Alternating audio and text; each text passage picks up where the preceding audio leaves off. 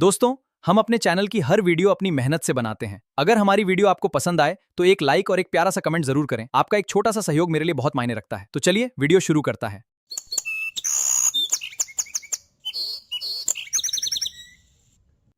एक बार की बात है, एक गांव में रमेश और मोहन नाम के दो भाई रहते थे। बड़े भाई का नाम रमेश तथा छोटे भाई का नाम मोहन था। रमेश की शादी हो चुकी थी। उसकी पत्नी का नाम हेमा था। हेमा बहुत ही कुटिल स्वभाव की थी। वह हमेशा अपने पति से मोहन की बुराई करती रहती थी, लेकिन मोहन बहुत ही अच्छे स्वभाव का था। वह हमेशा ज़रूरतमंद लोगों की मदद करता था। वह जंगल में रहने वाले एक साधु को रोज़ फल व सब्जियां देने जाता था। एक बार की बात है, गांव में कई महीने तक बारिश न होने के कारण खेतों में सूखा पड़ जाता है, जिसके कारण खेतों में कोई फसल नहीं हो पाती है। फसल न होने के कारण उनके घर में अनाज की तंगी हो जाती है। एक दिन रमेश की पत्नी रमेश से कहती है, हमारे पास अब अधिक अनाज नहीं बचा है, जो था वो खत्म हो चुका है। इतना ही अनाज बचा हुआ है, इतने अनाज में हम तीनों का गुजारा कैसे होगा? दूसरी फसल तैयार होने में अभी कई महीने लग जाएंगे। क्यों ना हम मोहन को अलग कर दें, जिससे हमारा गुजारा आराम से हो जाएगा। फिर रमेश हेमा से कहता है, तुम सही कह रही हो।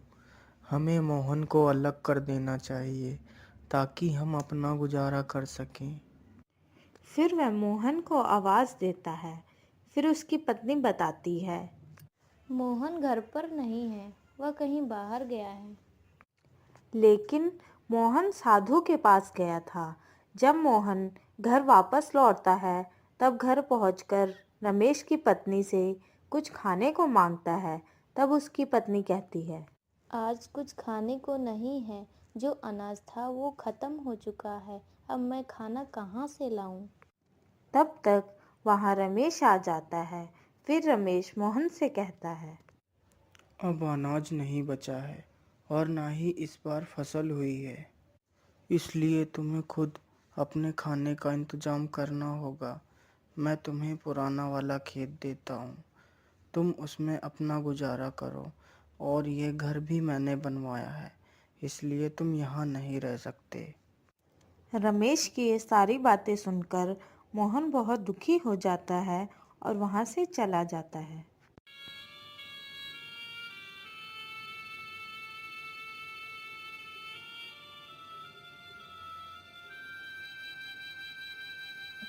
और साधु के पास पहुँचता है। फिर उसे सारी बात बताता है। आज के बाद मैं आपके लिए कुछ नहीं ला पाऊँगा, क्योंकि मेरे पास खुद कुछ खाने को नहीं है और मुझे बहुत तेज़ भूख भी लगी है। मोहन की यह बात सुनकर साधु बोलता है, बेटा, तुम चिंता मत करो, मैं तुम्हारे लिए कुछ खाने को लाता हूँ।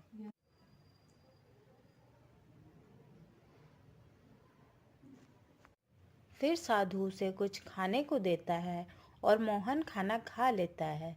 फिर साधु उसे एक जादुई घड़ा देता है और कहता है, बेटा, ये घड़ा लो। तुम इस घड़े के सामने अपनी जो भी इच्छा प्रकट करोगे वह पूरी हो जाएगी। लेकिन याद रखना, अगर इस घड़े के सामने अन्य व्यक्ति ने अपनी इच्छा प्रकट की तो उसकी मृत्यु हो जाएगी। ठीक है बाबा, मैं इस बात को याद रखूँगा। फिर मोहन वहाँ से घड़ा लेकर अपने खेत के पास पहुँचता है और घड़े से कहता है, हे जादुई घड़े, मेरे लिए एक घर बना दो। फिर घड़े के जादू से उसका बहुत सुंदर घर तैयार हो जाता है। ये देखकर वह बहुत खुश हो जाता है। फिर वह घर के अंदर जाता है।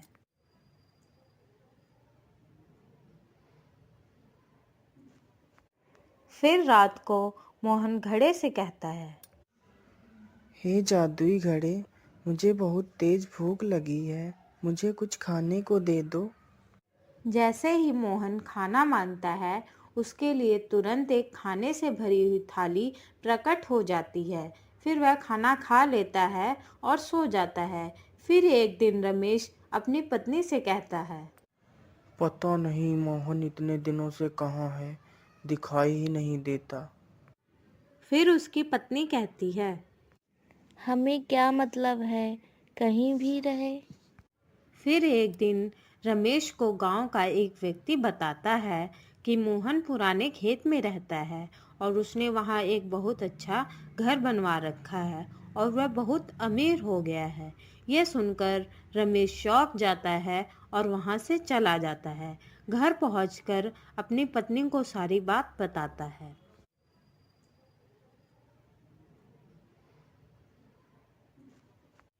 फिर रमेश की पत्नी उसे कहती है, ये कैसे हो सकता है, इतनी जल्दी वो अमीर कैसे हो सकता है। अभी कुछ दिन पहले हमने उसे अलग किया था।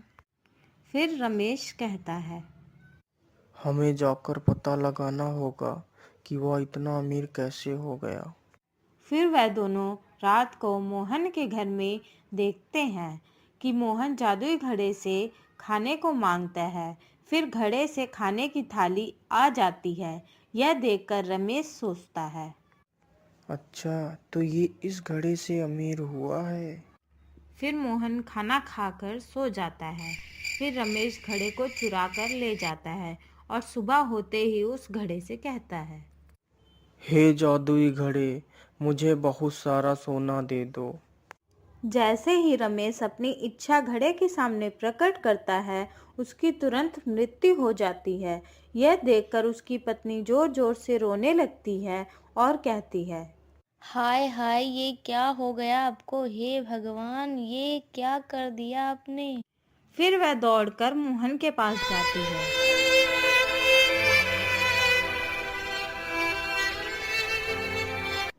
मोहन, ओ मोहन, सुनो।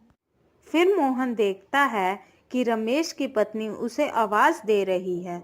तब मोहन उसे पूछता है, क्या हुआ भाभी? मोहन, तुम्हारे भाई को पता नहीं क्या हो गया है।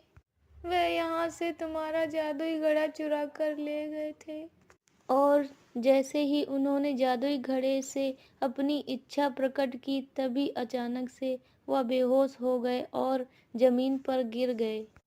यह सुनते ही रमेश दौड़कर साधु के पास जाता है और साधु से सारी बात बताता है। फिर साधु उसे बताता है, जल्दी जाओ बेटा और उस घड़े को अपने हाथों से तोड़ दो।